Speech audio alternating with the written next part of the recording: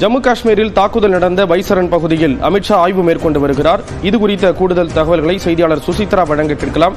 சுசித்ரா, விவரங்களை பகிர்ந்துக்கலாம். ஜம்மு காஷ்மீர் மாநிலத்தில் பஹல்காம் அருகே இருக்கக்கூடிய பைசரன் பகுதி துப்பாக்கி சூடு சம்பவம் நடைபெற்ற அந்த இடத்தை தற்பொழுது மத்திய உள்துறை அமைச்சர் அமித்ஷா நேரடியாக பார்வையிட்டு வருகிறார். ஸ்ரீநகரில் இருந்து விமானம் மூலமாக ஹெலிகாப்டர் மூலமாக அங்கு சென்ற அவர் தற்பொழுது அந்த சம்பவம் நடைபெற்ற இடத்தை நேரடியாக பார்வையிட்டு வருவதை நம்மால் காட்சிகளில் பார்க்க முடிகிறது. பல்வேறு கட்ட ஆலோசனைகள் என்பது நேற்று